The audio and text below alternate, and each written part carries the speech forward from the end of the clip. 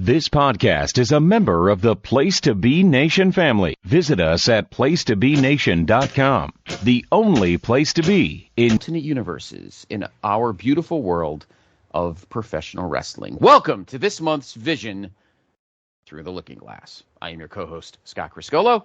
I hope everyone is having a wonderful September as we head into fall football season. My co-host, well, I shouldn't probably spoil anything, so I won't say anything, because I'm not sure if he's watched the game yet. It's what happens when you're on another planet. Why don't I bring it in now? Good evening, Dave Hall. How are you? I'm doing well, thank you. I'm doing well. I'm sitting here splendidly in my 49ers t-shirt, knowing that the Niners are 2-0 at the start of the season. I am aware of that one. Okay. Didn't want to spoil it, but yes, it's not often that Dave and I could say this, but both our teams, the 49ers and the Cowboys, are both 2-0 to start the season. Dave's team ended my team's season the last 2 years. So we can bring some more heartbreak in a few weeks' time. We'll see. We shall see, sir. Best defense in the NFL against your ninth-string quarterback who had a lucky 3 weeks. All right, anyway, let's just... Anyway. We're 2-0, and crappy teams that we don't like are worse. Anyway, Dave, always a pleasure. It is great. Yes. This is our 25th episode. This is actually technically the beginning of year 3. Mm-hmm. We started our first episode in April. Start over, Scott. Well, we started our journey, Dave, in October of 2021. Right when we were still stuck inside, wearing masks, bleck, and we talked a little CM Punk. Remember when he was only with AEW for a month? Boy, has shit changed in 2 years. Maybe we should consider. I was thinking we could do an episode. I think we need to look at what it might have been like had CM Punk actually competed in AEW. What would have happened if he attacked somebody other than his owner, his boss? Anyway, we've had some great journeys, and for those that are new to the show, if you're this is the first show you're putting on as a new listener to the PTB Wrestling Network, welcome. It's great to have you. This is not an episodic show, meaning that unlike some of our other shows here on the network, like the Place Be Podcast, Highway to the Impact Zone, NWA Crock and Roll, where those are chronologically episodic, this show is not, meaning you could watch this, you could listen to this episode, and the previous 23 or 24 episodes do not relate. So feel free, please continue to listen, and then go back to our catalog at placetobe.podbean.com or any of your podcast catchers, whether it's Amazon or Apple or Spotify, and listen to our back catalog, because we've had some amazing episodes here on Through the Looking Glass. And this month is the first audible we kind of called, as Dave will elaborate to in a moment, because this episode relates to, sadly, a couple of wrestling deaths that we've had over the past month or so in professional wrestling. One, a legendary all-timer who just obviously passed away from, I guess, natural causes from what I've heard, but he looked like he had been sick for a while anyway. And then another one who passed away well before he was supposed to. And we're going to talk about them tonight. So, Dave, why don't you tee us up? What we'll be discussing this evening? Yeah, I think your introduction there, if you are a wrestling fan, and you would be if you're listening to this podcast, you probably know where we're heading. It's not the first time we've sort of had an idea of where we'd like to go, and then sadly, fate has intervened. I remember, we did an episode previously on Scott Hall and all that, but yeah, sadly, just a couple of weeks ago, at the time we're recording, the world lost Bray Wyatt, and then it would have been a day or two later, Terry Funk Other way passed around. away as well. Other way around. Terry Funk. Other way around. Terry Funk died first. Yeah, Terry Funk died first. Yeah. He died on a Wednesday, I think. and Funk He died on and a Bray Tuesday. went on the Friday. It died Thursday. Well, Friday for you, Thursday for us. So it would have been. Yeah. So for me, days. Funk died on Tuesday. Bray died on Thursday. So for you, it would have been Wednesday and Friday. Friday. Yeah. Yeah. Yep. So yeah, and I think the big thing, as we alluded to, Bray Wyatt, just so young, young family. It is tragic when guys pass away, and apparently from what I've heard, it was some issues to do with a heart problem, and it was an issue that had been keeping him out of the ring, and that he'd been working with doctors and medications to try and make his return. And unfortunately, he passed away one day, and it's just a very, very sad thing. And as you said, Terry Funk had been much older and had been ill for quite a while. I'm sure he was planning another comeback at the time of his passing. Terry Funk known to just continue making comebacks, but I don't think he ever had a final retirement, to be fair. I think he'd sort of let that one slide, and he just sort of stopped competing. But right. Yeah, it is a shame, a great tragedy to lose two guys. One a first ballot Hall of Famer for the Hall of Fames he's not already a part of, in Terry Funk, and Bray Wyatt, who I'm certain his career was heading in the trajectory that would certainly have had him,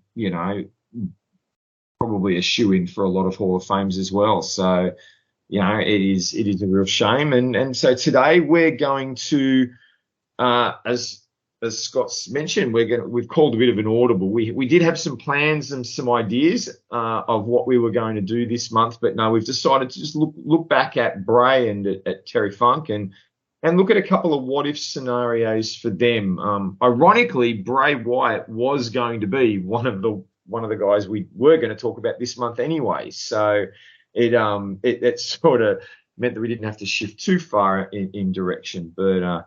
Right. Yeah, we're gonna have a bit of fun, and hopefully, this is sort of our honouring, our paying our respects to legends of the ring, and look, I thought we might start with Bray, because I think Terry Funk we'll be able to talk about for probably a long time, and let's just talk about young Bray first. I mean, obviously, Bray Wyatt went through several incarnations in ring. I do remember his first appearances on the original NXT program as Husky Harris. I have no idea where that name came from, but obviously, much more fondly remembered in the Bray Wyatt persona. And I've said this before. We didn't get the early incarnation of NXT down here in Australia, and but I remember reading a lot about the Wyatt family vignettes and the Wyatt family in NXT and the development of that character and that concept. And when they brought him they brought him and Luke Harper and Eric Rowan up to the main roster.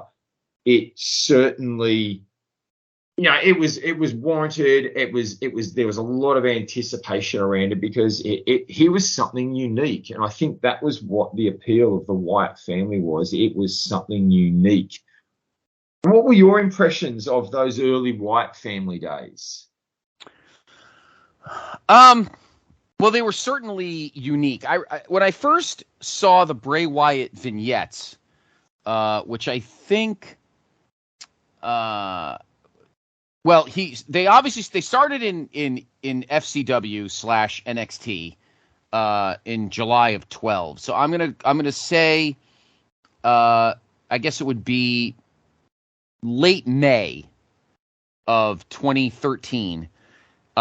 We started seeing the vignettes, and the first thing I thought of, Dave, was, oh my God, we're gonna get a proper Waylon Mercy. Waylon Mercy, for some of you who don't know, was a WWE character in 1995. That was the character was played by pro wrestler Dan Spivey. He was kind of like, they called him a savant. He was kind of they said he was kind of shall we say, taking the personality traits or charisma of Max Cady, who was the in the original movie, it was Robert Mitchum. In the remake, it was Robert De Niro in Cape Fear. Was kind of, and I like the character. I know my PIC, Mr. Azzaro, loved the character, but 1995 WWF probably went that, kind of like Hakushi. That character probably went a little bit over our heads.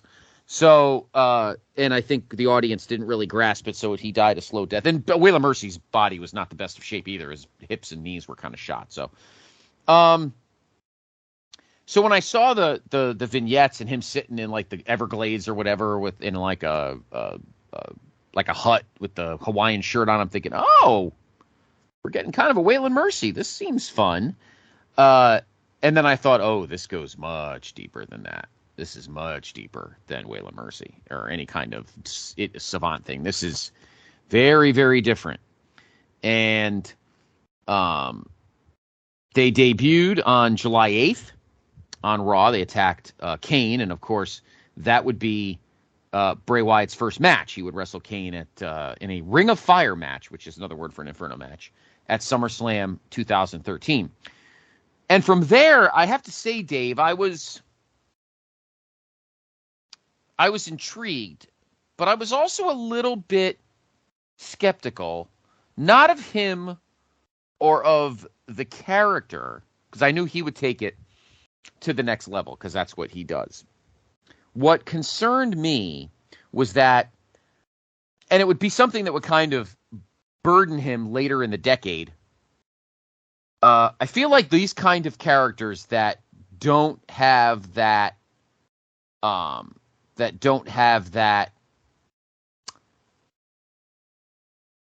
defeatable rebound, meaning he could come back from a loss. I feel like, truth be told, that he's the kind of guy that would probably have to stay undefeated, or else the character wouldn't work. I feel like we already had guys like that, Taker and Brock Lesnar and guys like that. So having too many characters that couldn't be beaten, thus losing his aura, would become problematic. So I have to admit, I was definitely a little worried that the character would be good for a while until he lost, and then the character would just be another strange scrub. Did you think that way? Maybe I'm being a little pessimistic, a little cynical, but I liked the character. I thought it was cool. I think one of my favorite wrestler catchphrases of all time is "Follow the buzzards." But I have to say, I was like, oh, is this going to be another one of these guys that never loses? And then when he finally does lose, he's going to lose all of his juice. I did think that way. And I'm usually not that cynical when it comes to wrestlers, or characters, but I have to admit, I did think that way. I think that the concern I had wasn't so much that if he loses once, the juice would run out. I think the way they brought them up, the fact that Bray came up with Rowan and Harper, like there was that group mentality, added a different dynamic to the individual who can't be beaten, because the dynamic of the group atmosphere always added something more. The backup, the ability to fall back on that and be able to lay blame elsewhere always helps. I think my fear was, I think what a lot of people were concerned about was you were bringing up this creation from NXT, which it was essentially Bray Wyatt's baby, in conjunction with the NXT coaches and trainers, and at the forefront of that would have been Triple H at the time, who that was really, the formation of NXT was Triple H's baby. But we all know that things that Vince didn't create often had a very poor history and track record of how they were treated on the main roster. So I think my biggest fear was more the concept and the characters being diluted and really moving away from what this, what the foundation of the characters was. And what I think pleasantly surprising for a lot of people was that they didn't really do that. They did allow, they obviously had to adapt the characters to the main roster, but they allowed them to keep a lot of what made them unique coming up from NXT, going for quite a long time. We'll obviously get back to your idea of the impact of a loss very shortly, because that's where we're going to head in a moment. But I think that they had enough bells and whistles attached to the gimmick that, especially like I said, with Harper and Rowan as part of the gimmick, to probably be able to withstand a loss depending on how it was done and who it was done to, which is going to be the focus of our conversation in just a moment. Yeah.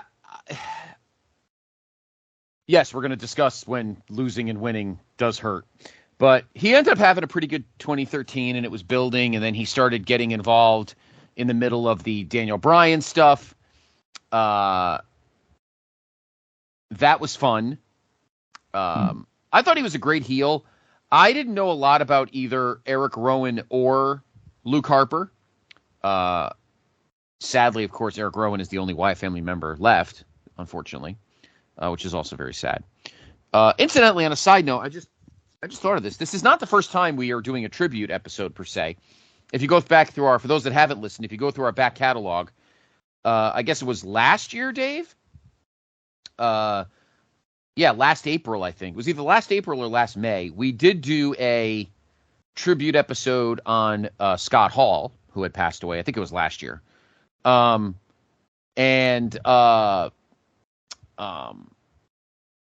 We kind of booked moments where he could have been world champion and such in his career. So check that out. That's on the archive too. So just wanted to let everyone know this isn't the first time we've done a tribute episode at the last minute because of a passing. But anyway, then of course we do get the first time we go, oh, so this is what's going to happen, and that is at WrestleMania 30. And we knew we were going to get into this, Dave. WrestleMania 30, which was, of course, took place 2014 down in New Orleans. Bray Wyatt took on John Cena. And this is where I immediately found a problem, Dave, because I said to myself, sometimes when you're the victim of your own successes, because the first thing I thought of was, why is it that the minute somebody gets red hot as a heel, they don't even have time, immediately we have to give them Cena? And then, well, that's going right in the freaking stinker. Like, I think everybody saw it coming. And so I got to be honest. Everyone thinks it's a gift. Hey, you get to face Cena. No, it's, hey, I get to lose to Cena. And I have to admit it. I mean, we'll get into more of the details in a minute, but everything that Bray Wyatt had done up to that point, the feud with Daniel Bryan and having him come in the family, and then Elimination Chamber that year, we had that, I think it was Elimination Chamber. We had that amazing 6-man tag. With the Shield. That was fantastic. It was awesome. Bray, Harper, and Rowan against Roman, Seth, and Dean. I mean, that match was fantastic. And look, it was, and it's an absolute shame. I mean, that was when you had the Wyatt family really gaining a lot of steam, the Shield gaining a lot of steam. You've just turned the Shield babyface. That was just a sensational match, and really, really well worked. And it's a shame, just before we continue on the Cena track, it's a shame that they couldn't have carried that match onto WrestleMania and have held it at Mania for the first time, or have had it like a rematch at WrestleMania, because they worked so well together.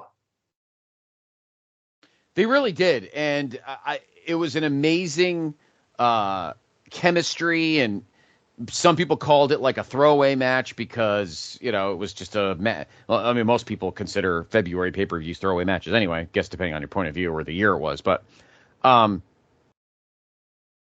I was like, where are we going from here? I would preferred, if we're cheating a little bit as we look through our giant glass, I would have preferred, honestly, Dave, that 6-man tag at WrestleMania. Yeah. Instead of adding all that authority garbage. And yes, this is me talking about a Triple H thing, but the Kane and the fucking New Age Outlaw, like nobody cared about any of these guys. Nobody cared. No. You had Kane wrestling in slacks, for Christ's sakes. I mean, it's ridiculous. And where they wanted to go with the Shield and Evolution post Mania, you still could have done that after they faced the Wyatt family at WrestleMania. You still could have carried that storyline over. Yeah, I absolutely think you could have. I feel like they rushed. The John Cena stuff because they thought, well, hot heel, he'll get rewarded by facing Cena. No, he will not. And I think we got to a stretch where Cena almost became a curse, not a blessing, for up-and-coming heels, because in the end, Big John is going to get the last word. And obviously what happened in the Prime universe is they wrestled 3 times in a row.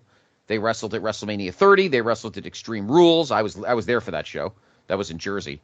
And then they wrestled at whatever the pay-per-view. Let me see. Whatever the pay-per-view was. Payback. Yes, Payback. Payback. Yeah, Payback. And so Cena won at Extreme Rules because it's Mania.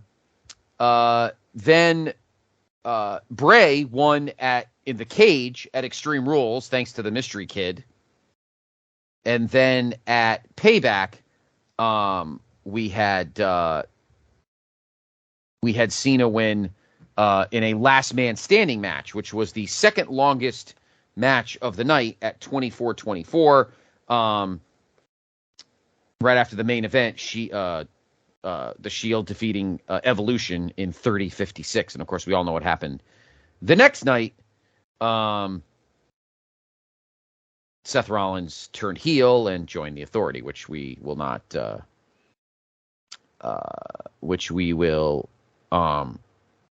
get into on another day. So after Bray lost, I'm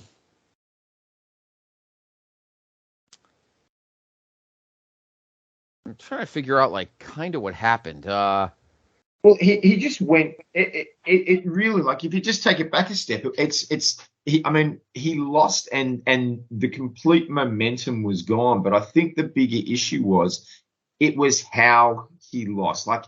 He came out of this feud with Cena looking like his legs had been cut out from under him. Cena, this concept of what should have been an elevation of character ended up hurting him more because it really came across as a burial. Cena didn't just win matches. He won them in a way that was over convincing. He essentially was beyond the character work, so the mind games didn't work on him. And Bray Wyatt came out of that well, what do we do? Where do we go now? Like you were saying, what do you do? He ends up in some matches with Chris Jericho, and not that that's a bad thing, but it was a significant it sort of all stopped.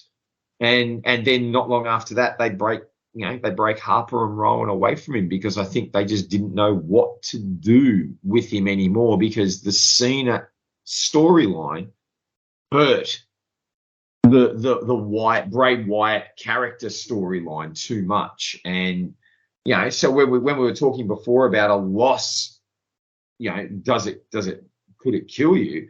I don't think it was losing to Cena that was the issue, but it was the manner in which he just was, the character and the concept of Bray Wyatt got buried by John Cena, and then John Cena just moves on, and they didn't know what to do with him. Yep. I mean, the following month at Money in the Bank, they stick him in the Money in the Bank ladder match, which, guess what, was won by Cena. So, and then, Battleground, he's actually on the poster the following month, and he ends up losing to Chris Jericho. So it just started getting, it took within a year, and then the whole thing just fell to pieces. He does come back and beat Jericho at SummerSlam, but I feel like by this point, the aura had been lost, and he in the end was just another guy. And I think that sucks, From that point, I mean, he's still, let's see, he's not at Night of Champions. I'm going to go to I'm on Wiki right now. I'm curious. I'm on, I mean, September, Harper and Rowan sort of separate and go their own way. And Bray comes back into the ring at Hell in a Cell in October against Dean Ambrose. Interfering in the match between Ambrose and Seth Rollins, and then goes into a series with Dean Ambrose leading into Survivor Series, and they fight there. Yep. So within a year, barely a year, the family's broken up, and it's just it's unfortunate that it got to that point that he barely had any chance to find any real shine. And I'm looking at like house show matches. He's wrestling Big Show, and he's losing a lot. He's losing street fights to Dean Ambrose. He's in handicap matches where he's teaming with Kane. Like, it's just ridiculous stuff. I mean, he's wrestling matches on Main Event. This is like November, December of 2014. I don't think he wrestles. He doesn't wrestle he's not on pay-per-view again after, I guess it would be, was it Battleground, I guess? Well,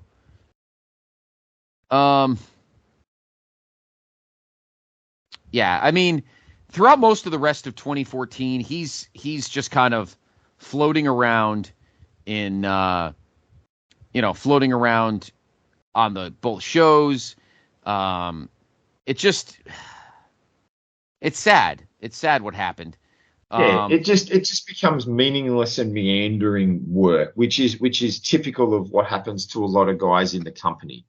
And it took a lot of work to rebuild him. It took a lot of work to get him back into a spotlight role, and to be accepted into that, which is a real shame. And I think it all stems back to what happened with Cena. And so what I want to do for just a few minutes is just look at what could have been different. How could this have changed and maybe hopefully have kept Bray in a much stronger position?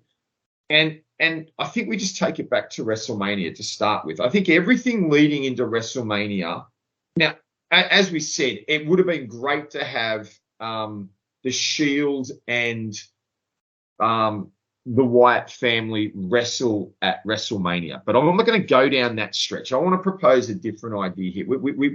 We come to this match at WrestleMania with this concept, the Cena Bray Wyatt first encounter. And part of the storyline was this whole idea that Bray was trying to bring the monster out in John Cena, and John Cena was trying to resist. That underworld element, that cult cult leader element, which Bray Wyatt was sort of playing into.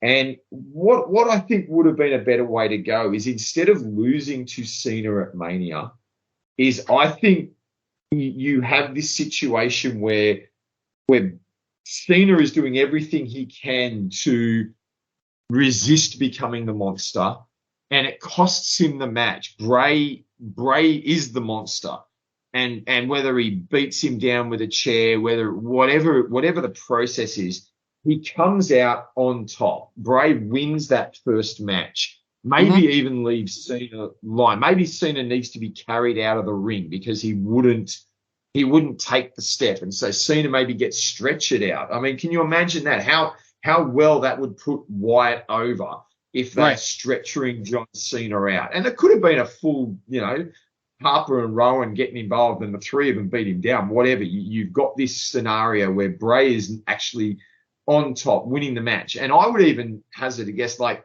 what you do with Harper and Rowan is you give them the tag belts. They could have wrestled for the tag titles on another match on the show and won those titles and sort of really put some emphasis on them as a team and the work they do.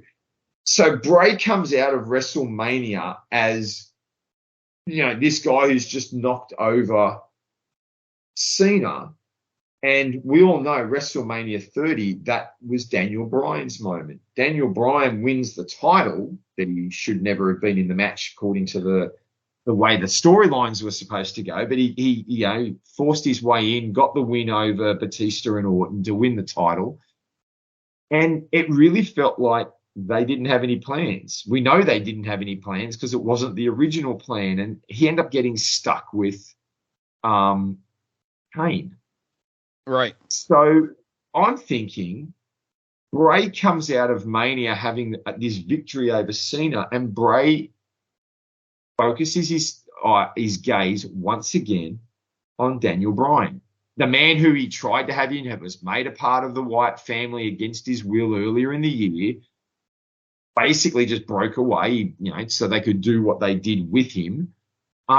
Bray puts his focus back on Daniel Bryan. You don't leave the family. You don't break away. I'm the boss. I'm the king, whatever. And they go into Daniel Bryan's first title defense on pay-per-view would be against Bray Wyatt, the conqueror of John Cena. And between Mania and that first pay-per-view, what did we say? It was Extreme Rules. Yep. We don't see Cena at all. He's not on television.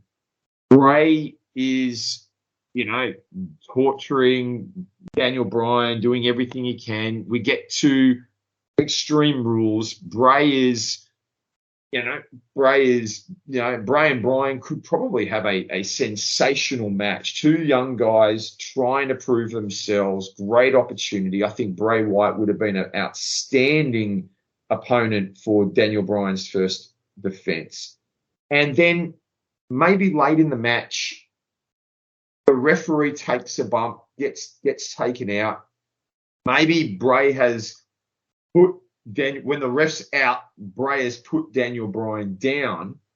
And at this point, John Cena makes his return. He runs out, he attacks Bray, gives him, takes him out with, maybe wallops him with a chair. Whatever Bray did to him at WrestleMania, he does back to Bray. Mm-hmm. He leaves the ring. The ref wakes up. Daniel Bryan wins. 1, 2, 3. Daniel Bryan gets the big victory. With a bit of help, I get, but I think it's about furthering the storyline because then that refocuses Bray back onto Cena. They have their follow-up match at Payback, and this match could be maybe Bray gets disqualified. Maybe Cena, something happens here. You might not necessarily have the clean finish. Mm-hmm. But maybe it goes to a no decision. Maybe they battle everywhere.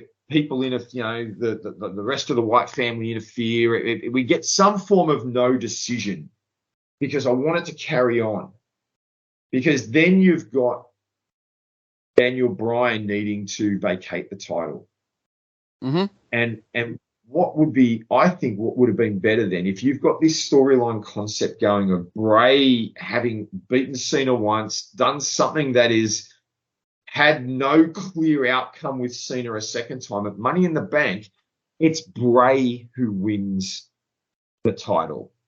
Bray takes the title. Cena probably not even in that match. Allowing you to have your blow-off between Bray and Cena at SummerSlam, with Bray going in as the world champion. You've built him up. You've got this momentum behind him. He's had the big win at Mania. No decision against Cena a second time. So Cena wants that final blow-off. And this could be the cage match. This could be, you want to keep Bray Wyatt isolated from the rest of the family. You don't want anyone else getting involved. And, and then if you want Cena to come out as the victor at this point, he can. And maybe he's got to become the monster to do it. And so even though Bray perhaps loses the title to Cena in the cage at Mania, coming out of it, he can still claim, I brought the monster out in Cena. He had to go down that path to do it. And you've got this man who's manipulating everyone coming out, maybe no longer a champion and maybe no longer undefeated, but probably with a lot more momentum behind him. Mm-hmm. What do you think of that? How do you feel that would play out? I don't know. I feel like it's completely realistic because, as we've seen, it happened in 2009. WWE decided to do something. JR and I I think it has dropped at this point on the place here on the network. But when JR and I discuss TLC 2009, and we talk about Sheamus coming literally out of nowhere to beat Cena for the world title in a tables match, it is not unprecedented for somebody to get the rocket strapped to them within a relatively quick period of time if it's felt that they have earned it.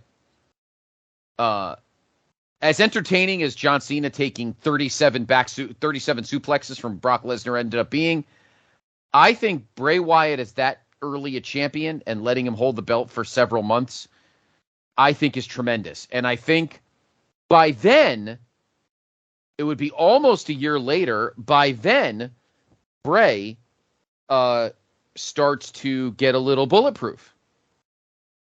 I feel like that extra 5 months of build, 4 months, 5, between WrestleMania 30 and SummerSlam 2014 would have been crucial for Bray to have built his bulletproof vest to where losing to Cena for the title at SummerSlam would not have been the worst thing in the world, as it would have been, as it was 5 months earlier in New Orleans when that vest had not barely been put together yet. And I think it builds even more suspense and intrigue going into 2015, because that I would not change. I would still have him face Undertaker at WrestleMania 31. But instead of Brock Lesnar doing it a year earlier, which I still think to this day is kind of dumb, Bray ends the streak. Now, asking you this, Dave, is that more unrealistic, do you think, than Bray winning the title at 30, which of course you obviously you support because you came up with it. But if we move ahead a year to WrestleMania 31 in Santa Clara, and Bray beats Taker while Taker still has the streak,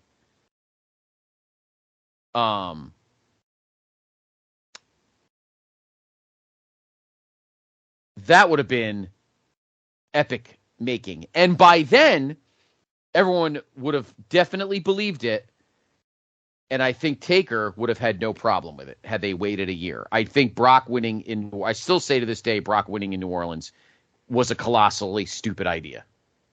Did nothing. I don't know what it made Brock that much more of a badass. You still could have gone to SummerSlam and had him kick the shit out of Cena and take the world title. Anyway.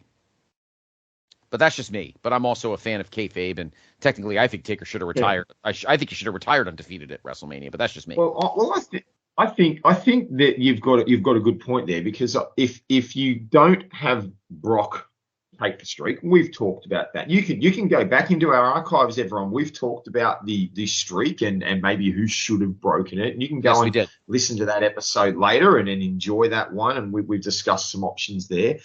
And at the time, Bray Wyatt wasn't one of the ones we talked about as a key focus of it. But I think where we've come to here is if we have this momentum building Bray, and like I said, perhaps wins the title at Money in the Bank, he might only hold it for a month and drop it to Cena. You've developed this, like we said, bulletproof image. And so for the back end of the year, he can be manipulating guys. He could go into a feud with Dean Ambrose, who had that crazy element to him coming out of the Shield.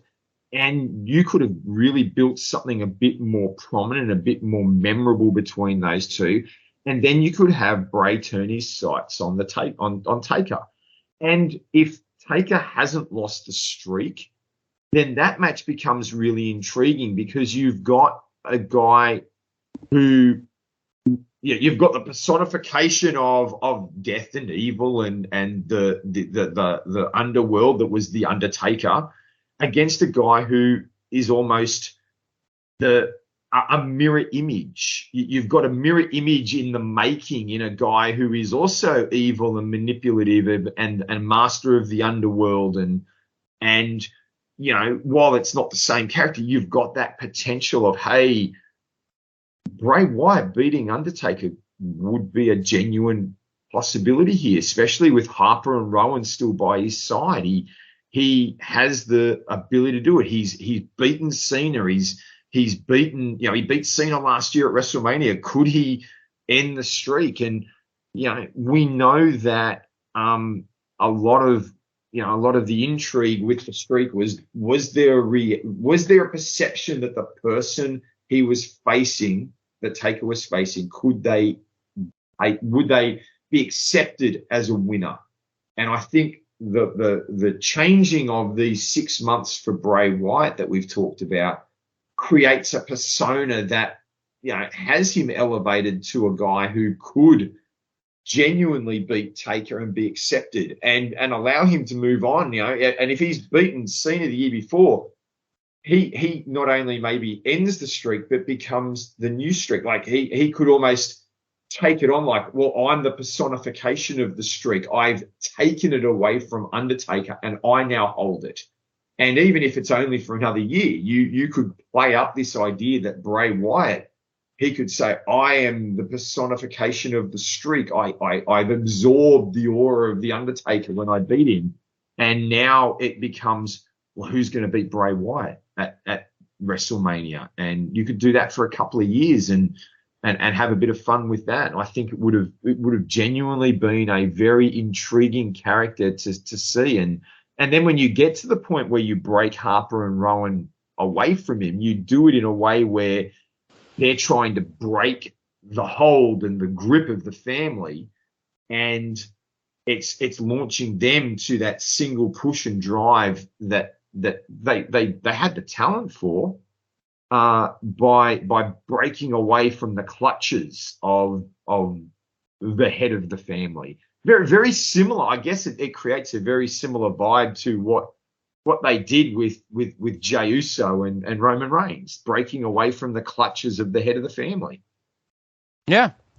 And, he ends up feuding with, like, Ryback, and it's like, oh, God, this is such garbage. And, Ryback's the Intercontinental Champion. Bray keeps losing matches to him. He's losing to Cena. Like, it just got bad after a while. Like, Bray just kept losing. And I know it's house shows and nobody watches it, but still, it's just losing and losing. And then the big one, he does beat Roman Reigns at Battleground. And that, I feel like they tried, but I think what upsets me, Dave, in the grand scheme of things, is instead of treating this character with the reverence that it was meant to be, the way it was created, they just treated him like another bad guy. Like, loses the big match, job out a bit. All right, we'll build him back up again. Then he'll lose another big match, job him out a bit. Then we'll build him back up. Then he'll lose again. Like, I feel like he was not treated with the special charisma that he should have based on his character. And I guess it was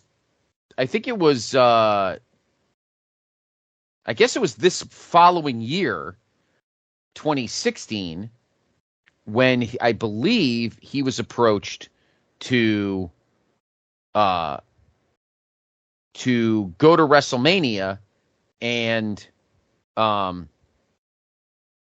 face Brock Lesnar, and that didn't happen. Brock put the poobosh on that, which I thought was kind of shitty. He wrestles at Roadblock. But before we go on, at that point, in Brock's defense, you just described it. Bray had been up, down. He'd lost this. They'd done nothing with him. So Brock Lesnar had developed this character of, to face him was almost that new Undertaker role. He didn't appear as often, but when he turned up, it was automatic. You wanted to see him. So you want to have Brock. Brock would be looking at it going, if they're bringing me in, they want to make it special. And I think they'd taken away from what made Bray special by 2016. So I understand why Brock's sitting there going, well, what's special about me facing Bray now? Because you've killed his character. You've killed everything that made him important and special, to now it's not special to face him. Good point. And Bray this is when he first starts taking breaks, because I'm looking at Cage Match, and now they're starting to get some gaps. Like, he wrestles the Road to WrestleMania, then he's not at Mania. He wrestles some matches in April. He wrestles a dark match with the family back together now with Braun Strowman. Then he doesn't wrestle again until the SummerSlam tour in the summer of 2016. And by that point, we get to, let's see, I don't think he's at Battleground. They beat the New Day in a 6-man tag. Okay, that's nice. Trying to get to SummerSlam. I don't think he was at SummerSlam.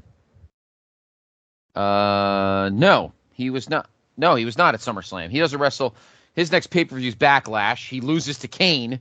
Just like, really? You're losing to 2016 Kane? And then he kind of wobbles his way through the rest of 2016. That's when Bray and Orton start their little thing. And this is where we finally, Bray starts kind of getting treated like a legit player. He's working with Orton. They have this weird thing going on. Orton and Bray win the tag titles. And then, of course, we go to 2017. Bray wins the world title at the Chamber. And then at WrestleMania in Orlando, he loses to Orton in the infamous LED cockroaches match. Then it starts becoming a bounce around over the next couple of years. And then you've got, then the pandemic happens, and then he's the Fiend. And the Fiend is a completely different problem, I guess.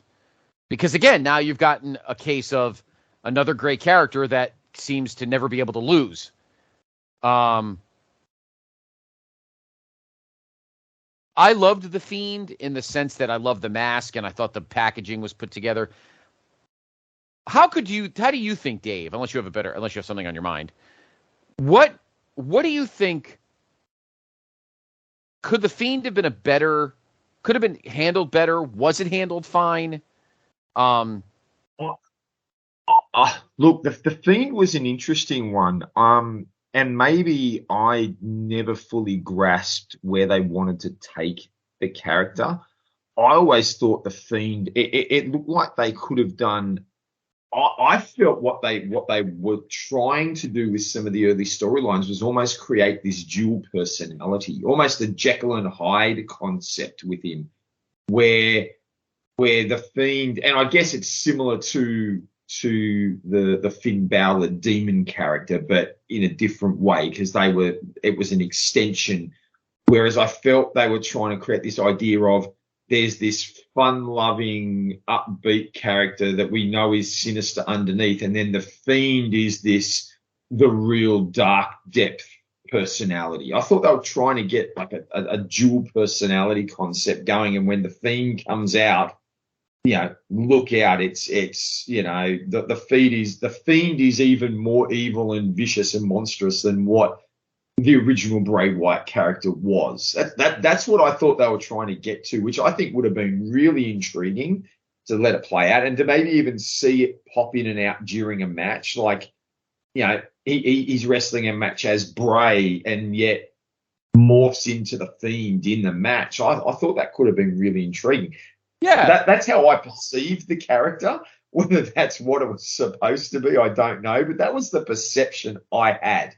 And I thought that there was a lot of potential for that because you didn't see that. Anyone who ever had a different character like Finn Balor and the Demon was sort of that extra personification and he brought it out on times to compete in the match.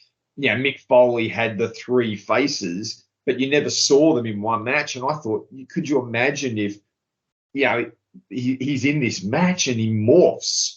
In the middle of the match, you watch him, this metamorphosis of change of character that leads to a different approach in the middle of the one match. I thought it had a lot of potential, but that's how I perceived it. Like I said, whether it's the reality of what they were trying to do, I don't know. But I think the Fiend could have been used again so much better. He had that bringing in that depth and darkness that they'd seemed to have gotten away from. I think really allowed them to touch back on some of the earlier elements of what made Bray Wyatt unique and had a lot of potential. Again, they never really allowed it to play out to its best potential. It's the truth. And he would end up winning the world title a couple of times in his career. He was also the victim of Goldberg. What a shock. A lot of people were.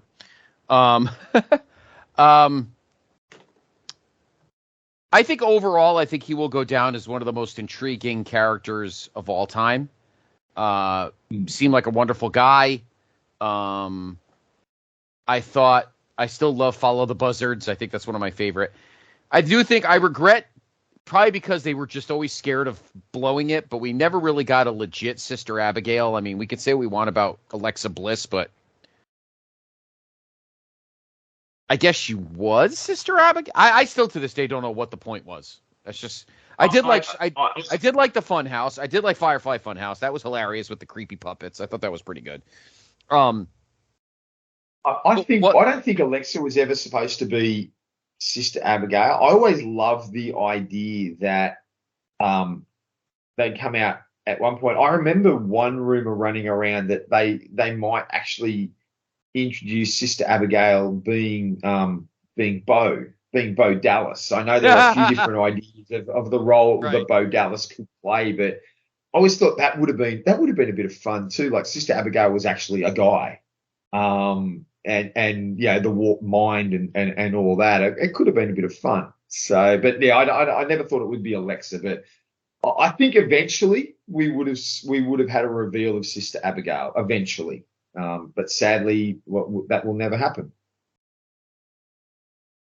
Yeah, and it's a shame. I feel like I feel like that could have had some interesting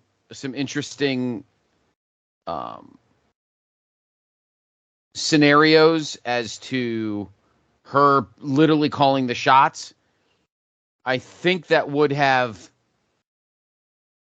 had some legs. I think it would have had some staying power. But alas, not to be. So rest in peace, Wyndham Rotundo. For those that don't know, he is Mike Rotundo's son, who was married to Barry Wyndham's sister, something like that. And named for Barry, who was Mike's best friend. Yes. So he was the embodiment of the U.S. Express. So rest in peace, Bray. You'll be very much missed, and prayers to the family as they continue to mourn the loss of a guy. I mean, 36 years old. That's just, it's not fair. It's not fair. Now we're going to switch gears and talk about another guy who ended up having a tremendously amazing career. I do want to confirm, Dave. I hate correcting you. It makes me sad. But Terry Funk is in the WWE Hall of Fame. Yeah, I thought he was. Like I said, I'm pretty certain he's in a lot of Hall of Fame. He went in that Texas class with Stone Cold and the Von Erichs in 2009. Yeah. He was in that Texas class. So, yeah, he was. They went in with Dory, didn't he? They went in together, didn't they? Yeah, they went in together. Yeah. That was the Lone Star class with Stone Cold and Steamboat and the Von Erichs and was it Lance Russell, I think, and somebody else. So,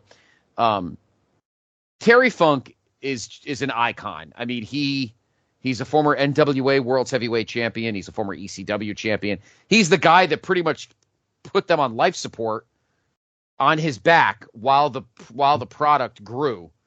I mean, if I would be very curious how different ECW would have been between 95 and 98 had Funk not been there. To kind of be the face of it, to have eyeballs on it, besides just the Philly knuckleheads, because Terry Funk brought it to the masses. He brought legitimacy to it, and I think that's one of the key roles that he played. Is Terry Funk, to me, was the last of the territorial guys in an era of no territories, like in an era of the big companies, the big three, WWE, WCW, ECW, with a couple of smaller companies around.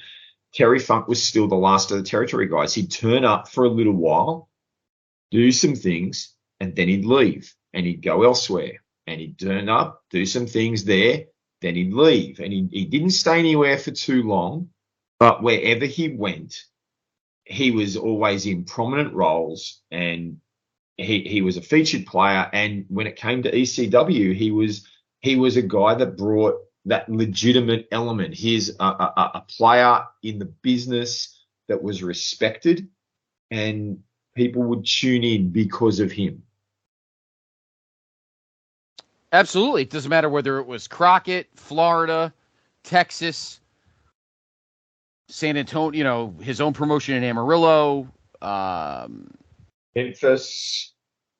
It's crazy. It's absolutely crazy. And to think back, his first match, I looked this up the other day. His first match, let me see if I can find it. Yeah, his first documented professional wrestling match was against Sputnik Monroe on December 9th, 1965 for NWA Western States in the sports arena in Amarillo. And his last official match, and I trust cage match, his last official match was a 6-man tag for BTW on September 23rd, 2017. He and the Rock and Roll Express defeated Brian Christopher, Doug Gilbert, and Jerry the King Lawler in Spartanburg, South Carolina. This guy wrestled on and off for almost, over, I guess, 52 years. Which is absolutely insane. And, of course, there's some legendary matches. The empty arena match with Lawler in 1982, I think, in Memphis. The great feud in Florida with Dusty, which has one of the most awesome T-shirts ever, Dusty Sucks Eggs, which would be which would be reimagined by Eddie Kingston in AEW, where it said Claudio sucks eggs. I know where you can get that shirt, by the way. I know you can. You can't get the Dusty sucks egg shirt. I think one of my favorite Twitter followers, Super 70 Sports, actually has it on his merch page. So, now he's won a world title, so we're not. This isn't like a Scott Hall thing where he was, because he did win the world title in 1975. He defeated Jack Briscoe, held the belt for 2 years, and then lost it in 1977 to Harley Race. I think just before we go any further, I think, we talk about the importance and the role these guys play. We've got to remember, winning the belt in 1975, this before my time, before your time, but knowing how the business worked, holding the title for 2 years, show a year and a half, however long it was, shows that he wasn't a transitional guy. He was given the opportunity to run with the belt and make it his own for a significant time, travel the territories, defend it all over the place. It wasn't like a Dusty Rhodes 3-month, 2 or 3 month little stint, which is basically just a transition or a little, Tommy Rich got it for a few weeks and, Kerry Von Erich got it for 3 weeks. It's not one of those little just, speed bump title reigns before you put the belt back on your long-term champion. He was a long-term champion. He was. And, his brother had won it in 1969, held it for 4 years, and he lost it to Jack Briscoe. So it's funny. The two brothers, there was only one guy apart from them. Dory had it from 69 to 73, and then he lost to Jack Briscoe, who held it for 2 years, and then brother Terry held it for 2 years. So that's pretty funny. I had kind of heard of Funk before he came to the WWF in, I guess it was late 85. I do remember Funk in the mags. I knew who he was because I remember my brother collected the mags, and he's older than me. And I remember seeing pictures of the empty arena. I remember the Dusty Sucks Eggs picture, and I remember an article, in, I don't know if it was the Wrestler, where it was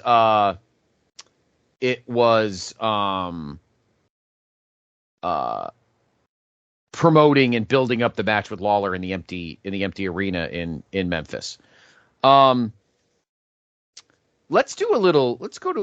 Let's really do the looking glass on this one, Dave, because I feel like yes, it's not like Funk. We need to give him world titles because he did have at least 2. He was the NWA World's Heavyweight Champion. And then, of course, at their very first ever pay-per-view, Barely Legal, on April 13th, 1997, Terry Funk became the ECW World Champion. So he has been a world champion. So this isn't like Scott Hall where we're trying to change history because he got screwed. But I do feel like there were, even in his latter part of his career in the 80s, early 90s, before ECW, where I do feel like Terry Funk had an opportunity to add some lines to his resume. So I put the ball in your court, Dave. Where in history, maybe the earliest point in history, do you think we can kind of tinker around and give Funk another opportunity somewhere or change it? Look, I think, as you said, we've talked about the fact he was bouncing around place to place. I first remember him in WWF in 86 at WrestleMania 2. He left there not long afterwards. He went into Japan and he was doing some movies, sort of actually getting into sort of mainstream cinema. And then I think we famously have him returning to a full-time prominent role in 89. And the series with Ric Flair really puts him back on the map in a big way. I remember when that happened, I was sort of like, I had that feeling, well, as someone who, again, didn't have access to a lot of history at this point, I've been following wrestling for a couple of years. In 86, I got into it. 88, I found the Apter mags and started to become more appraised of what was happening around. So I'd only had 12 months of access to the wider scope. So here comes Terry Funk. I knew he was. I knew he'd sort of done a couple of movie things. So that feud with Flair really rocketed him back into the prominent role. And I know you're interested. So I think the best place to look at is this 89 period, because we've got the Flair versus Funk series, and then almost immediately afterwards he goes into a semi-retirement commentating for a little while before he starts bouncing around the independent scene again. So, here's this guy. This guy's made the big return into the NWA in 1989, and quickly, prominently works. Is viewed as a genuine challenger to the man himself, Ric Flair. And you were mentioning to me that you had some thoughts on what could have happened between Funk and Flair that might be a little bit different, and I'd like to hear what your thoughts are. Well, so I'm looking to give you an idea, as Dave had mentioned. So, throughout '86, obviously he was with the WWF till it looks like about May, and then he's gone. His last documented match was Saturday Night's Main Event, when Hogan and JYD defeated him and his brother, and then that's pretty much it. Funk goes down to Puerto Rico to wrestle for Carlos Colon. He ends up winning the Universal title. He beats Carlos Colon in a tournament final. I'm sorry, Colon beat him. Then they go down to All Japan, and there's actually some legendary All Japan matches. I think one of them is actually on Dave Meltzer's 5-star list. I'm actually going to find it right now, because there is a wiki page actually that has Dave's. Dave Meltzer list of professional wrestlers. All right, so I need to mention this match to you, Dave, because I'm not sure if you know about it. This is before WWF. Stan Hansen. Well, he's in the match, but Terry Funk does have a 5-star match in the history of Dave Meltzer and wrestling, and that was December 8th, 1984. All Japan in the Real World Tag League, him and his brother against Bruiser Brody and Stan Hansen. Let's just say I don't think there were a lot of tope suicidas and and 5-star frog splashes or whatever. I think it was just a ton of potatoes and meat. So from there he goes to WWF, and then he bounces around All Japan for a while, and throughout '87, he wrestles for Paul Bosch. He pretty much spends most of '87 in Japan. Pretty much takes all of 1988 off, because there's a gap here. He wrestles against the Youngbloods in All Japan on December 11th, 1987. His next documented match is actually in the AWA, January 26th, 1989, against Greg Gagne. So he was probably, 89 is when Roadhouse was released. So in 88, He was probably filming Roadhouse. Yeah, good point. You're probably right. Then we get to May, and here's something that probably not many people know. Terry Funk on April 9th, 1989, at Center Stage in Atlanta, wrestled, it must be a dark match, a very young, unknown, maybe not his family, but he might be, Eddie Guerrero. Imagine watching Terry Funk wrestle a 1989 Eddie Guerrero. How about that, huh? It's kind of nuts. So, obviously, we all know what happens in '89. He, in May at Wrestle War, he's one of the referees of a match that we've talked about, Dave, and a match that I actually live watched, a pay-per-view that I live watched with Greg Diener, and that was, of course, Wrestle War in Nashville. And that was when Flair won the third match of the trilogy with Steamboat. And then Flair immediately wanted a title match. Flair laughed at him, and Funk beat the crap out of him. We move ahead to the spring into the summer. Funk is wrestling NWA house shows. He wrestles Sting for a few matches on the Great American Bash Tour. But here's where we do our first detour through the looking glass. Because in our universe, Dave, at the Great American Bash itself, on July 23rd, 1989, Flair was wrestling Terry Funk, defending the world title. I would have had Funk win. Wow. I would have had Funk win. The reason it didn't happen is because, unlike Vince and the WWF, Crockett never did hot shot title changes. Never. Nah. And I think after Flair won in May, I don't know if they wanted, but I feel like Flair was a better chaser as a babyface and a chasee as a heel. So I feel like they should have carried the pile driver injury to this show. Flair maybe does it. Funk does it again, and I think Funk wins the NWA World's Heavyweight Championship. And I think that they carry that through the summer and into the fall. Flair and Funk wrestle on a ton of house shows all across. I mean, they were wrestling house shows like fucking crazy throughout August and into September, into October. And then finally on October, well, they start the I Quit matches. They have a death match at a house show in Greenville, South Carolina. At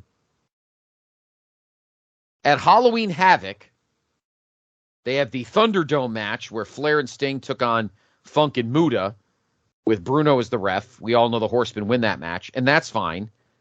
Maybe it gets Flair a title shot. And then at Clash of the Champions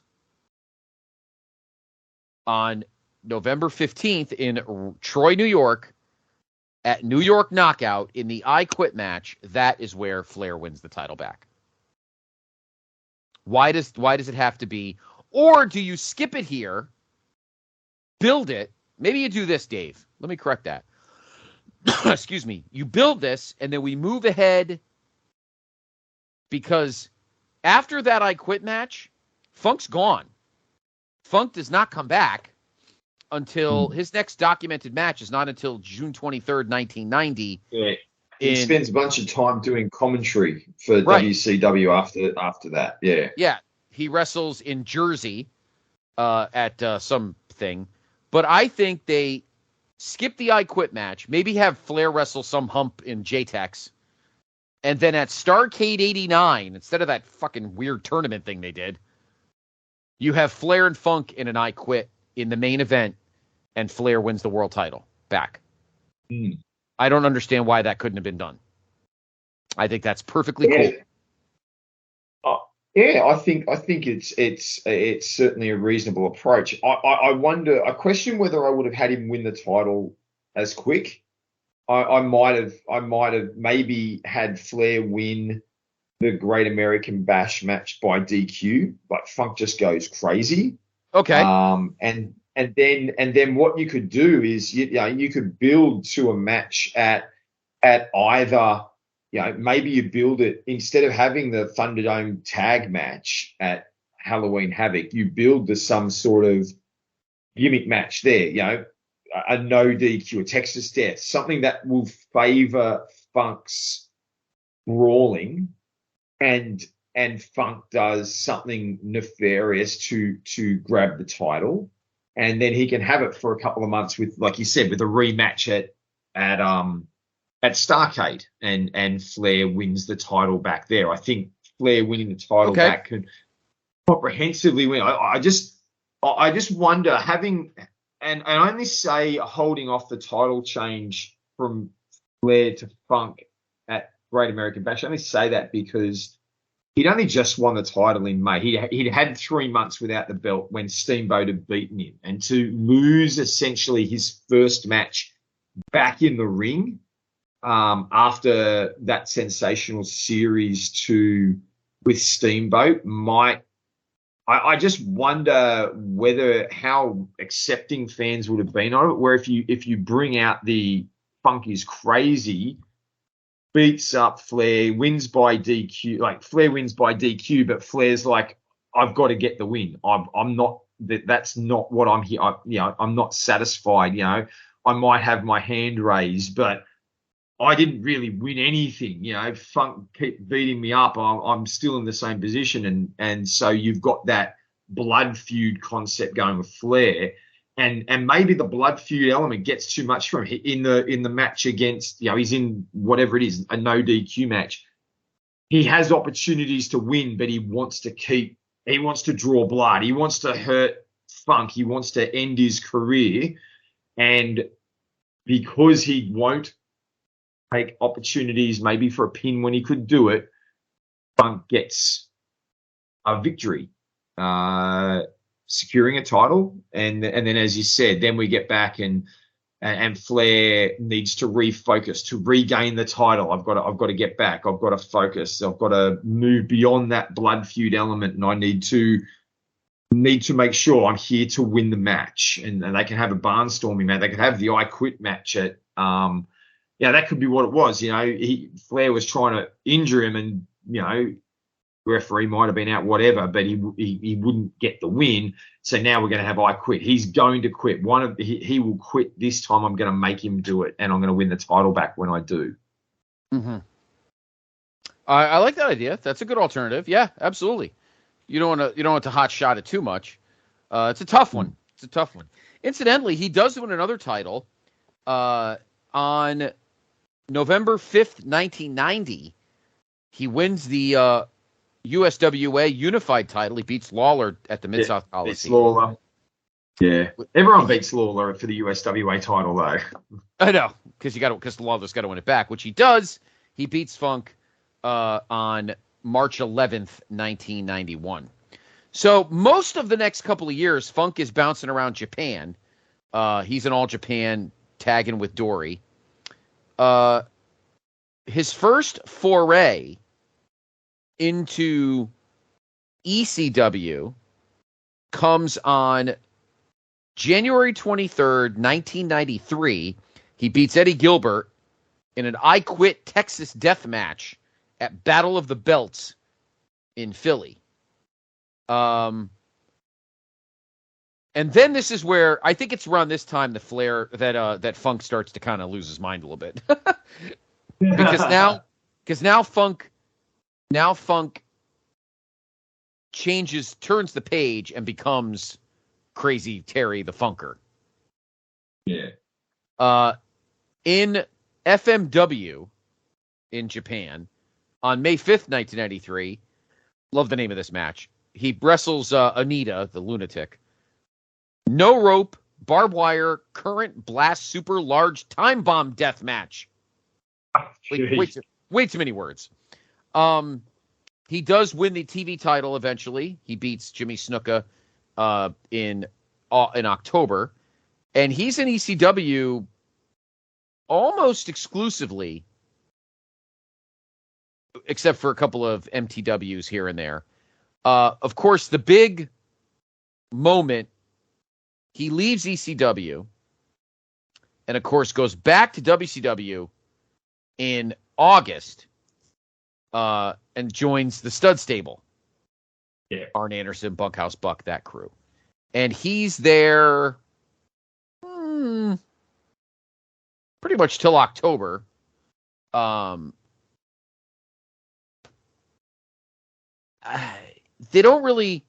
There's no real title situations involved there. Mostly it's kind of trying to get Dustin Rhodes over, and they use Dusty and, the Stud Stable is a good little faction with Bunkhouse Buck and Arn and those guys that Colonel Parker was managing. Is there anything in that 94 stretch, Dave, for you that we could have switched to help Funk? Maybe he wins the TV title or wins the U.S. title. Is there anything in that stretch that maybe could... I think maybe they missed an opportunity to really showcase him, knowing what he can do and what he could still do. That joining that Stud Stable, they really could have used him to do something with Dustin. You've got the history with Dusty, and he's doing stuff with Dustin and Dusty as part of the Stud Stable, but there's no focus there. And the Stud Stable, it was about Parker, and you had Bunkhouse Buck and Meng and Arn Anderson, and sadly, as much as I love Arn, Arn sort of brought the feud, brought Dustin into that role. But can you imagine if they sort of did something where Terry Funk becomes the catalyst, and they do some form of, a Texas death match, or a strap match or a bull rope match, something that was one of Dusty's known matches. Correct. You could have put Dustin on pay-per-view against Terry Funk in that sort of match. Dusty would be in his corner, Colonel Parker in Terry Funk's corner, and really allow Dustin to play the Dusty role and to do what he was becoming good at, becoming that sympathetic baby face who the crowd could get behind, and continue to build up that legacy of walking in his father's shadow, trying to get out of his father's shadow in the right way. They did it as the good guy, trying to, reflect and do that. I think it would have been a great opportunity to have a magnificent pay-per-view match between Dustin and Terry Funk you could have done that in mid to late 94. Dustin was on the way up, and it would be a catalyst to perhaps prepare Dustin for the next step. He didn't take the next step because of the arrival of other people, but Dustin could have really been positioned following a little feud with Terry as perhaps the next step for him is a shot at the world title. Mm-hmm. Yeah, Funk is the kind of guy that you want to use in those situations. He has the gravitas, and I feel like they just kind of used it as a group thing and not as a focusing Terry Funk as the face of the Stud Stable. So when he leaves WCW in late 94, he wrestles for IWA Japan.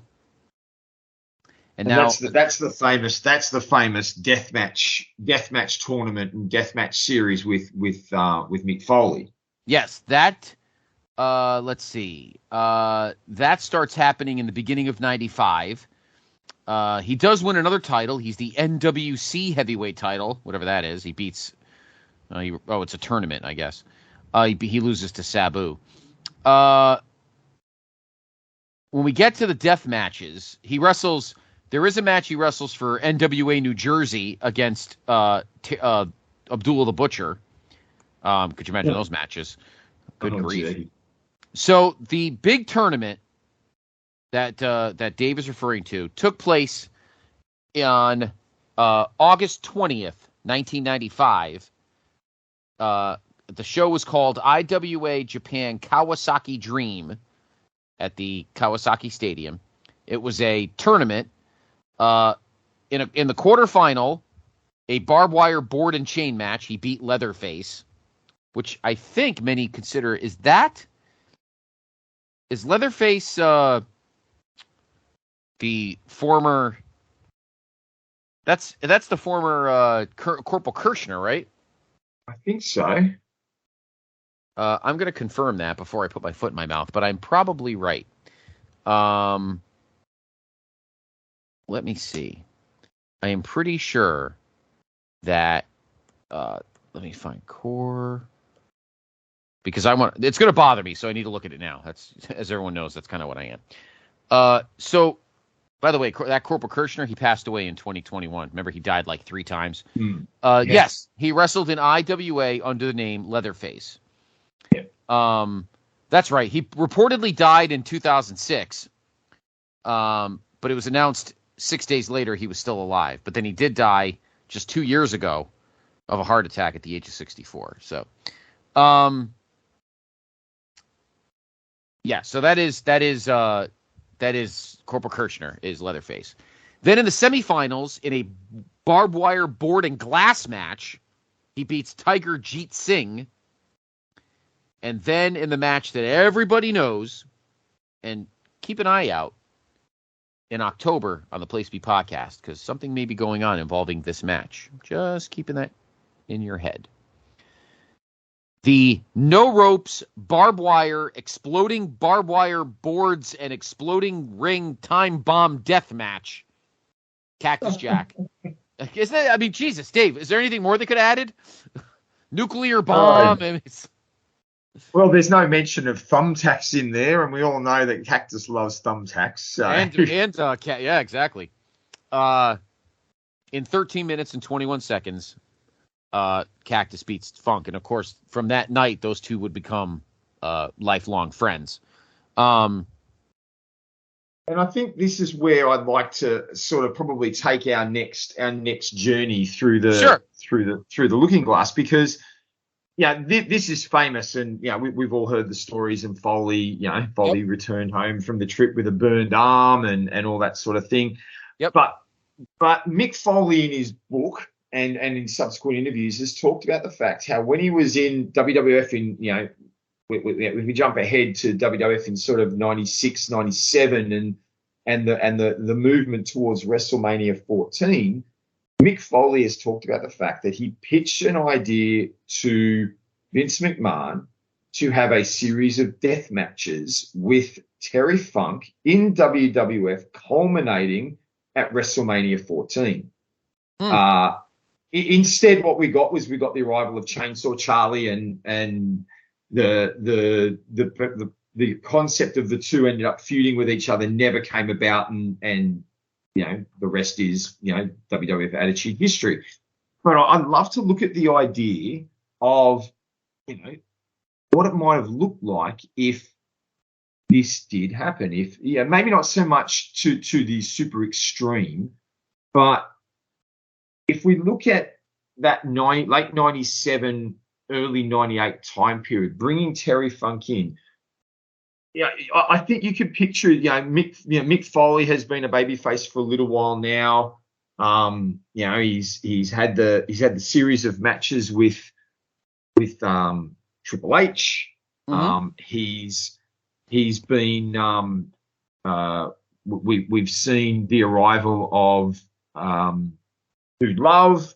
We've seen that sort of series go forward. We've seen the return of Cactus Jack against Triple H, and so we come to that late end of the year, and the idea was that Terry Funk came in to assist Cactus in battles with the New Age Outlaws. So I'm picturing, if we want to build to a match with between Foley and Funk at WrestleMania 14, I think it would need you start from that point. Cactus comes in, that Chainsaw comes in, Terry Funk, and perhaps they meet the New Age Outlaws at that Royal Rumble in 97. Instead of having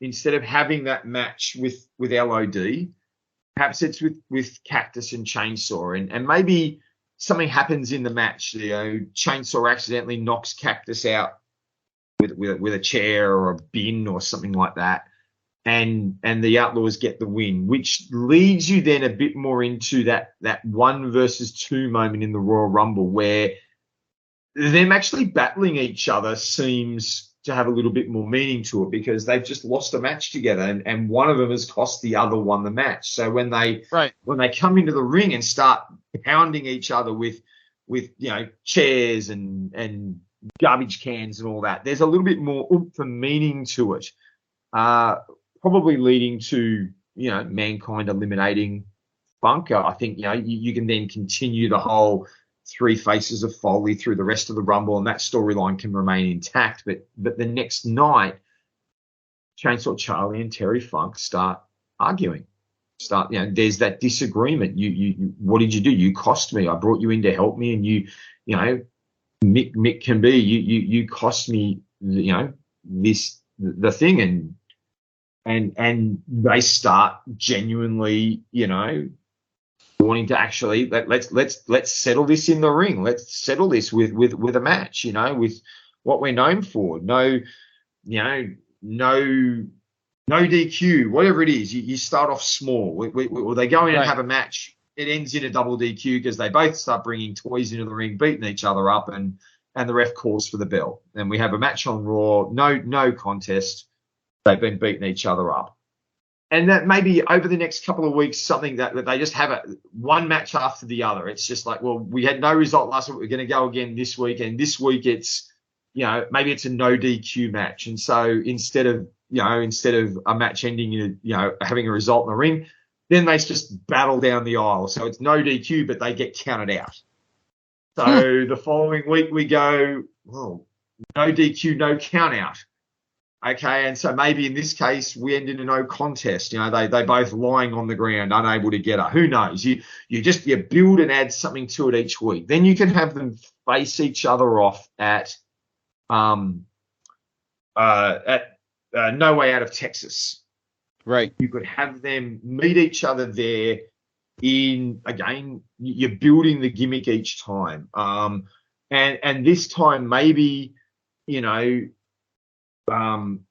Foley gets the win, but it's a little fluky. Who knows? Something's not quite right about it, and or maybe maybe he loses because he doesn't want to put the final annihilation into Funk.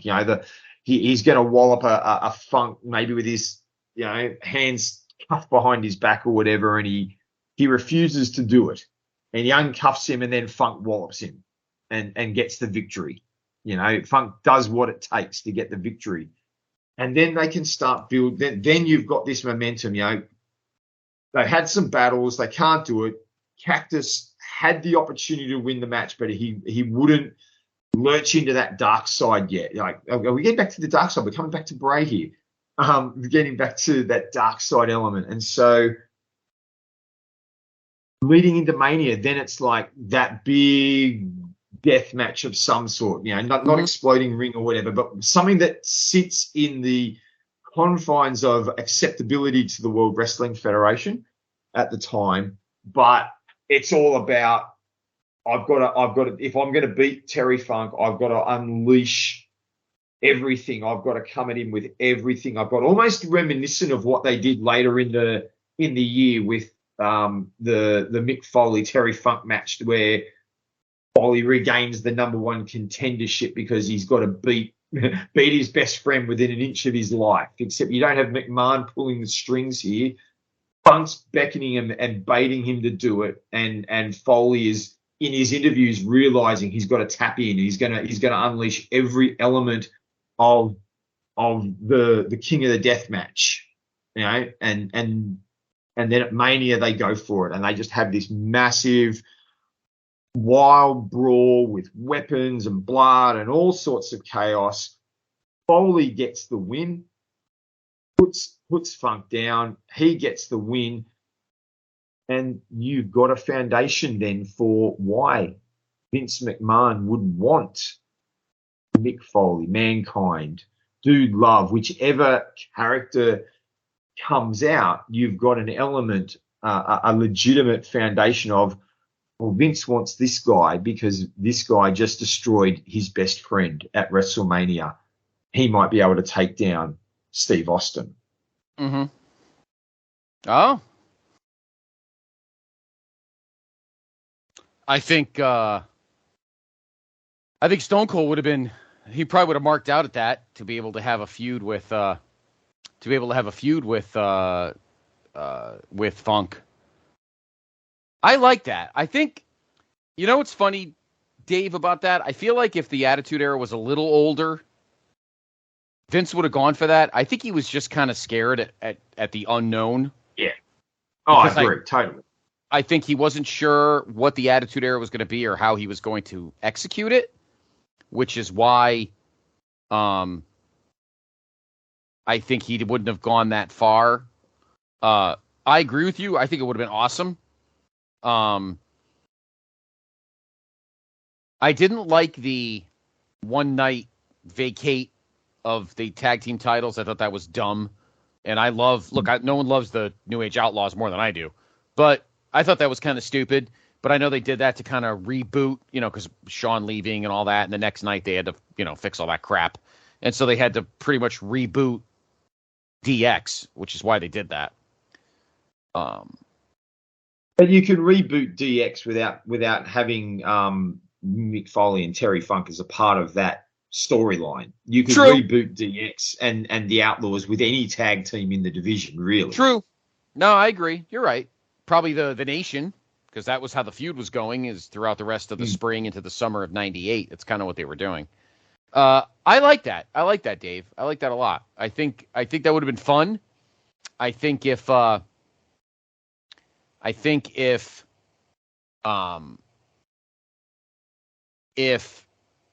Vince had pulled the trigger on that, I think we could have had probably a pretty cool stretch of matches. I think would have legitimized the WWF as, at that moment, as something, not just the boobs and the swearing and all that kind of crap, but we could have had some really fun violence. And if you have Terry Funk, it's not made up or contrived. So, and then he leaves WWE late '98, putzes around for another year, doing some Japan stuff, and then he ends up in WCW for what would be their last year, and it was just a lot of crap. There was one Ric Flair pay-per-view match. I think it was New Blood Rising, maybe, or one of those. He wrestles Flair on a pay-per-view. Let me see. I think it was more Super Brawl. He wrestles Flair at Super Brawl in a bunkhouse fight or something. Spring Stampede, he wins the hardcore title, which of course they were trying to justify that. He beats Norman Smiley and Ralphus. I mean, what the fuck? At Slamboree. He eventually loses to Norman Smiley. Well, the franchise had won it, and then so he bounces around. He wins the title. He does win the U.S. title for one day at a house show. He beats Lance Storm, and then Lance Storm beats it back. Wins a hardcore title back, and then pretty much when WCW dumped Flair, Funk pretty much kind of calmed down. He would wrestle matches in XWF, goes back to Puerto Rico. He's like all over the place here. MLW King of Kings. And then, of course, he starts winding down 03, 04. He wrestles some matches in 05, 06. Of course, he goes into the Hall of Fame in 2009. And then eventually his last match is the match I mentioned, the 6-man in Spartanburg, South Carolina in 2017. So I think we found some interesting opportunities, Dave, in an alternate universe to give Terry Funk maybe a couple of more chances to be a champion or be in the spotlight.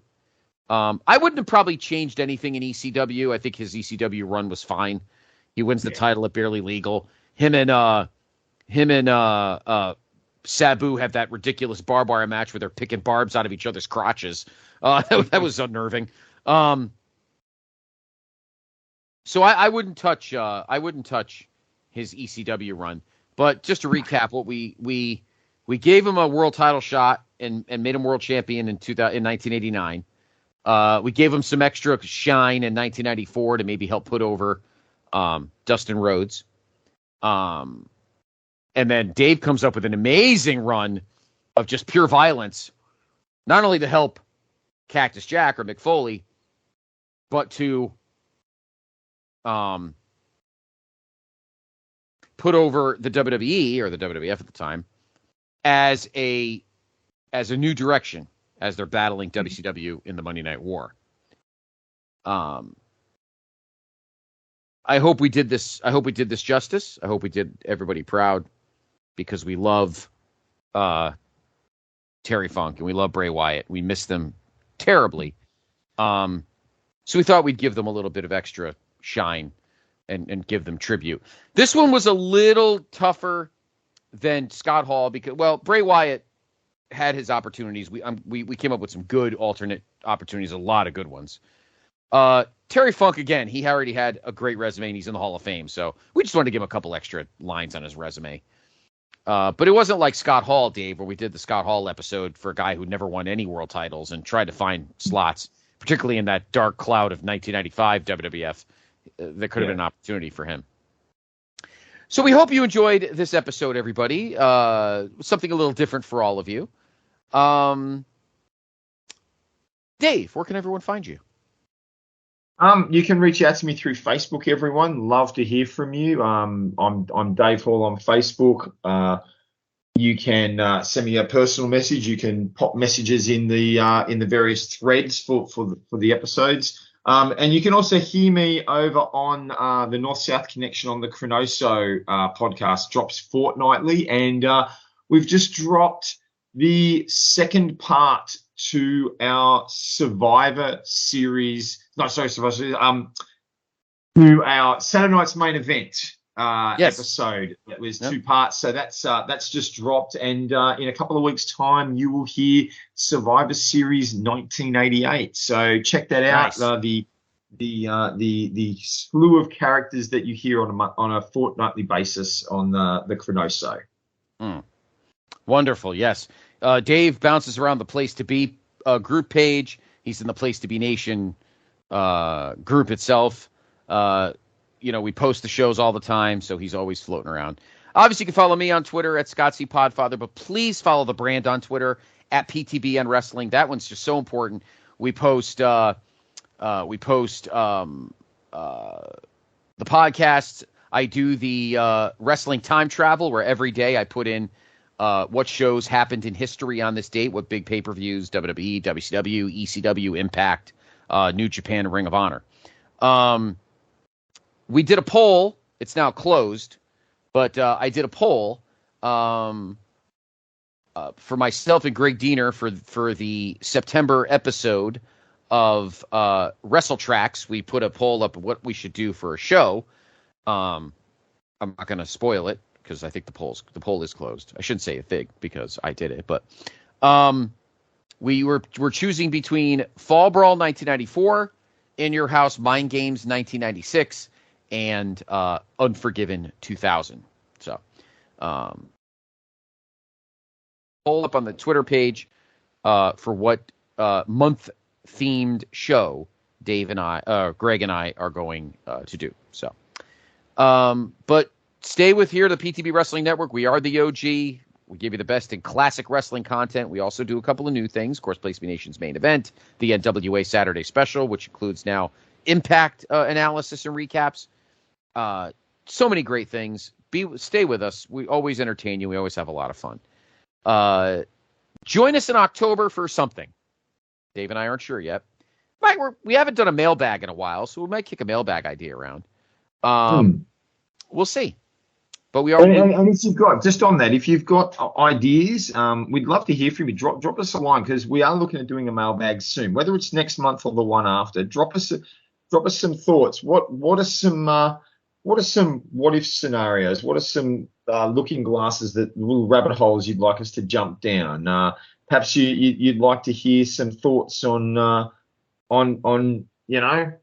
maybe Charlotte Flair meeting her father in the ring. I don't know. It's just thrown out. We'd love to hear what you'd love to hear. So drop us a line. Send either one of us a message. Pop it on Twitter or on one of the posts, and we'll add it to the mailbox list and the mailbox for when we do that. Yep. In fact, if Dave and I decide to officially do it and think about it, maybe I will put up a dedicated thread on the Place to Be page for people to put what if scenarios. So it may not be this month. It could be in November. It could be January. Who knows? But when we decide to do our next mailbag episode, I will create a post thread in the group page, the Place to Be group page, and please give us all of your. You guys gave us some awesome ones when we did our last one last year. I think we're due for another one. So, anyway, thank you. It's always a pleasure to be here and entertain you with our wrestling nonsense, because that's what we do best. So, Dave, you're the best. Thank you. From the other side of the globe, go Niners. And he'll say, he may not say go Cowboys. I don't know. Maybe he will. Maybe he won't. I'm usually a better diplomat. I'm just kidding. No. Anyway, everybody have a wonderful rest of your September. And we look forward to the October journey